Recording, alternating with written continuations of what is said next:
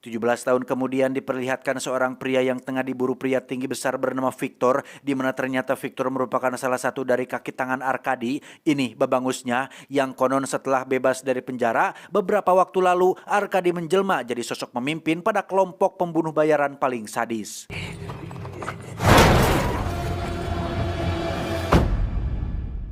Cerita beralih ke sebuah bandara di kota London. Kita pun akan diperkenalkan pada seorang mantan anggota pasukan khusus Amerika bernama Mike. Ini orangnya. Sementara di tempat lain diperlihatkan juga seorang gadis remaja bernama Dani yang tengah berusaha kabur dari rumahnya. Namun di saat bersamaan, Mike datang sekaligus menggagalkan aksi nakal yang dilakukan Dani tersebut.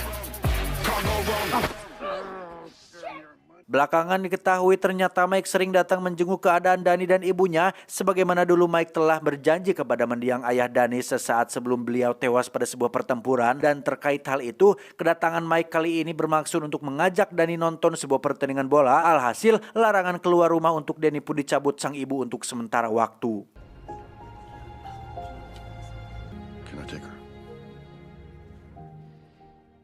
Singkat cerita, malam pun tiba. Diinformasikan bahwa kedua tim besar Eropa akan bertemu di babak semifinal malam ini, maka tak heran jika antusias pendukung dari keduanya terlihat sangat luar biasa. Begitupun Dani yang mendukung klub West Ham sebagai satu-satunya tim kebanggaan tuan rumah yang masih bertahan.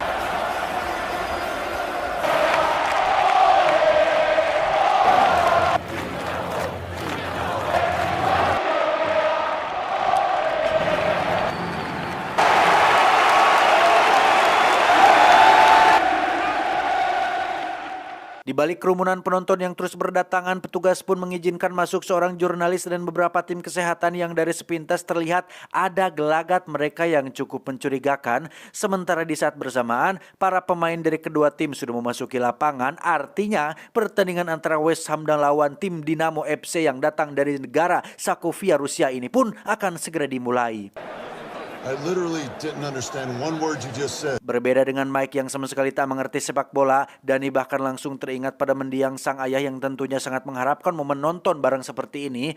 Maka untuk mengalihkan ingatan tersebut, Dani meminta agar dibelikan hotdog dan Mike pun menurutinya walau harus menunggu antrian cukup lama.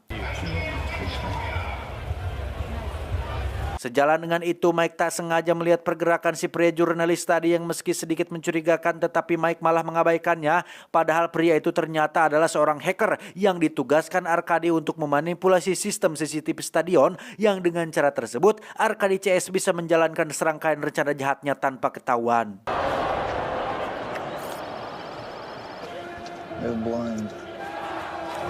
Dan ya, dalam waktu singkat Arkadi bersama komplotannya berhasil mencapai ruang kendali, di mana seorang inspektur polisi yang bertugas di sana terpaksa harus bersikap seolah tak terjadi apa-apa, karena jika membangkang maka anak dan istrinya pun akan dihabisi juga.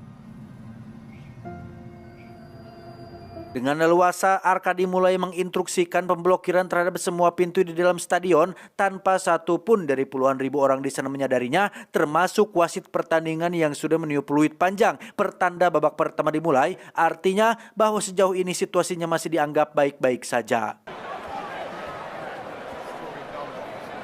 Di sisi lain, Mike mulai merasa khawatir perihal keadaan Dani, yang mana Dani secara diam-diam sudah berada di tribun lain bersama Brandon pacarnya, dan kekhawatiran semakin menjadi ketika Mike tidak bisa menghubungi Dani sama sekali, mengingat bahwa Arkadit pun telah memutus jaringan komunikasi di area stadionnya.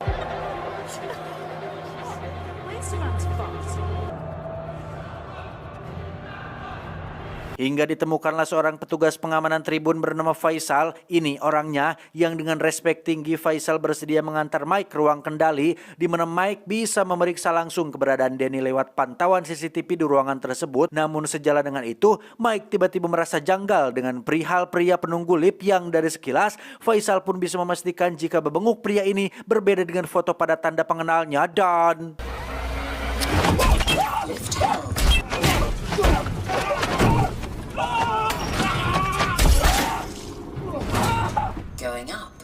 ya, dari dalam tas pria tadi ditemukan beberapa blok bahan peledak yang dengan barang tersebut Mike semakin yakin bahwa situasi keamanan stadion sebenarnya sedang dalam ancaman serius, sehingga ia pun mencari cara agar bisa mendapatkan frekuensi kepolisian dan berusaha melaporkannya lewat radio satelit. There's an emergency situation at West Ham Stadium.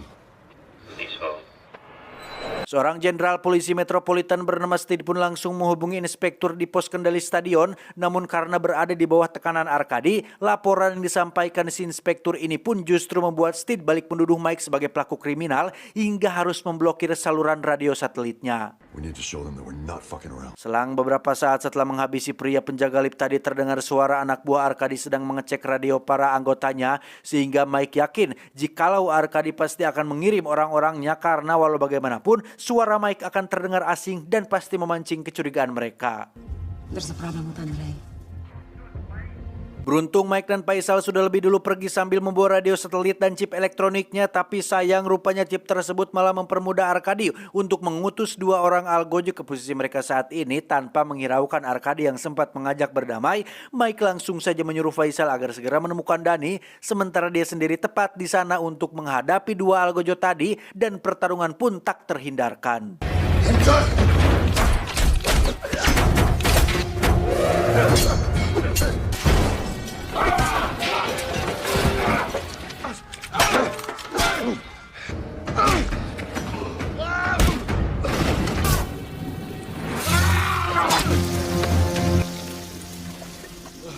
Ya, ketangguhan Mike pun terbukti saat mampu membuat dua lawannya tak berdaya. Bahkan Mike menyeret salah satunya untuk dijatuhkan dari atap stadion, yang tentunya agar Jenderal Steed tahu bahwa apa yang dia laporkan tadi itu benar-benar apa adanya.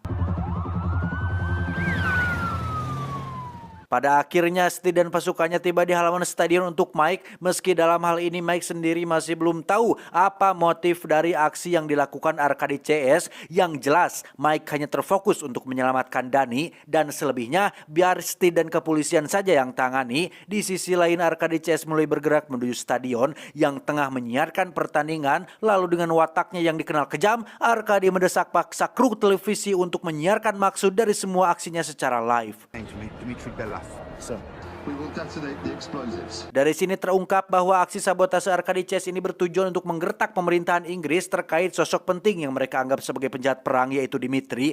Selain ternyata masih hidup, mereka juga tahu jikalau Dmitry berada di tengah puluhan ribu penonton dalam stadion ini, sehingga jika mereka tidak segera diberitahu lokasi keberadaannya, maka sebanyak 100 blok C4 akan siap meledak dalam waktu 90 menit pertandingan berjalan dengan mengklik tombol remote-nya saja. Seketika Steed terlihat panik dan langsung meminta bantuan dari pihak militer, sementara Mike terus mensupport pencarian Faisal serta memintanya untuk tetap menjaga kecurigaan orang-orang di dalam stadion yang sejauh ini masih belum menyadari tentang kondisi yang sebenarnya. Beralih ke pojok lain stadion di mana Danny nampak tengah bersama si Brandon yang sudah mulai nyosor-nyosor, sampai akhirnya Danny menyadari betul ucapan Mike sebelumnya bahwa si Brandon ini memang tipikal pemuda mencodol alias purunyus. Yes, I did. Fucking let go. Di saat yang bersamaan, Steed kedatangan seorang detektif untuk meneliti mayat yang tadi Mike lemparkan, kendati pun Steed tak mengenalnya, tapi yang jelas bahwa atasan Steed lah yang telah mengutus detektif tersebut. Dan ya, dari sekilas saja Pak Detektif langsung bisa menyimpulkan bahwa persoalannya berkaitan dengan situasi politik terkini di Sokovia Rusia, yakni terkait kabar bahwa Dmitry masih hidup, di mana faktanya konon kematian Dmitry sengaja dipalsukan dengan operasi plastik sebelum ia dipindahkan ke London lewat amnesti diplomasi, dan alasan kenapa Arkadi begitu berambisi memburunya karena di mata dia dan pendukungnya saat ini, Dmitry hanyalah seorang pengkhianat revolusi. I'm here to ensure he stays dead. Di saat yang sama rupanya si hacker telah berhasil meretas semua data tentang Mike, bahkan termasuk seperti apa hubungannya dengan Dani. Maka dari itu Arkadi lantas menyuruh anak buahnya untuk segera menangkap Dani, sehingga Mike yang ketakutan pun spontan lari ke pinggir lapang. Namun untungnya kedua anak buah Arkadi kalah cepat sama Faisal.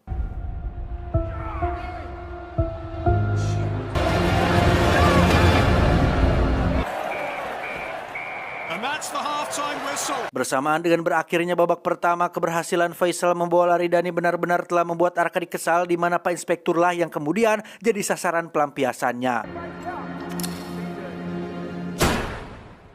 Singkat cerita, Faisal berhasil mempertemukan Dani kembali dengan Mike, bahkan dia pun langsung menuntun keduanya melewati gerbang jalur pintas. Akan tetapi, di sana rupanya terpasang sebuah alat pemicu yang tersambung langsung ke ruangan yang sudah dipenuhi ratusan blok bahan peledak.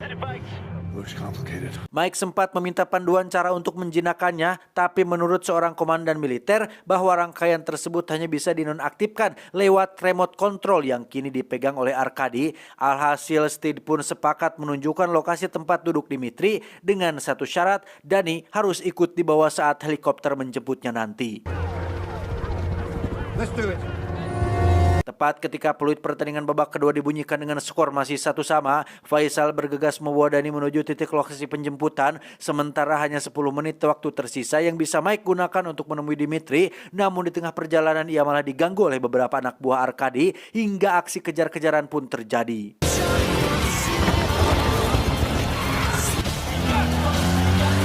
Tak peduli sedang pada posisi jalur yang salah, tapi Mike terus membawa lari motornya hingga ke atap stadion yang karena desakan dari musuh masih belum juga berhenti, maka dengan terpaksa dia pun harus mengambil keputusan ekstrim ketika West Ham berhasil menambah skor keunggulannya untuk sementara.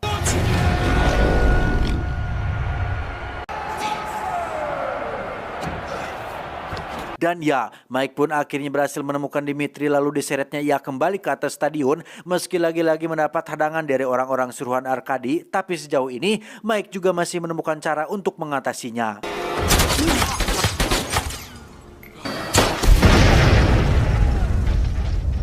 Keadaan terbalik justru dialami oleh Faisal, di mana ia tak cukup kuat untuk melindungi Danny dari hadangan yang mengganggunya, sehingga apa boleh buat, Danny pun hanya bisa pasrah ketika diseret paksa untuk menghadap Arkady.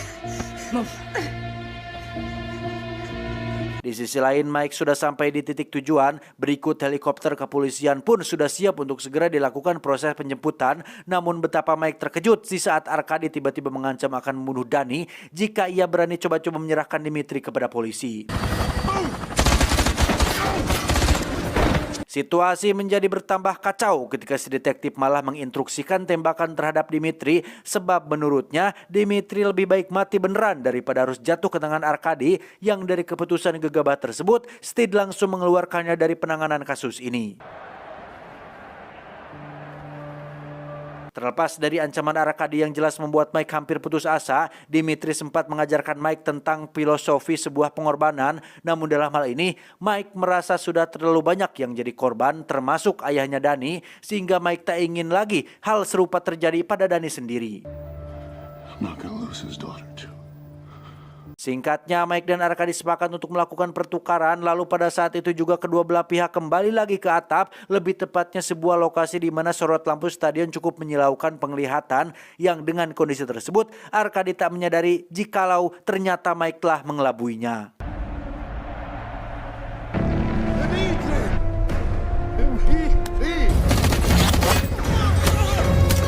Dan ya, karena harus menyusul Danny dan Dimitri, maka misi pertarungan Arkady pun dilimpahkan pada anak buah andalannya, yang dengan skill bela diri si wanita ini, Mike harus berjuang mati-matian melindungi remote controlnya, walau dengan cara balangsak seperti ini.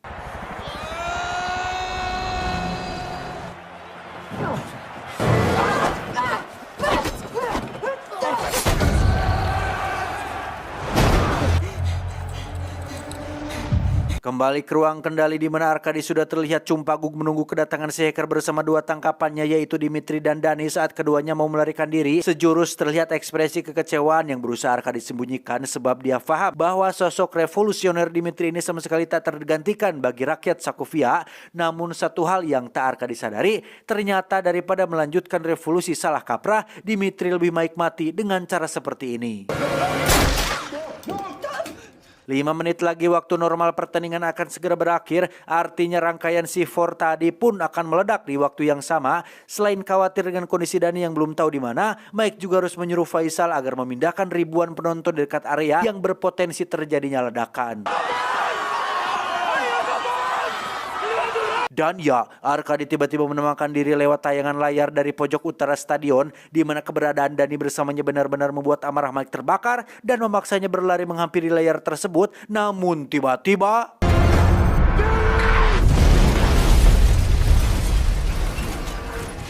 sesaat kemudian Mike baru sadar jika tayangan tadi bukanlah video langsung, sehingga ia yakin bahwa Danny masih mungkin bisa diselamatkan. Dan benar saja, dari sela kerumunan terlihat Danny bersama Arkady masih hidup, yang dengan sedikit perlawanannya terbuka kesempatan Mike untuk menembak mati Arkady di tempat itu juga.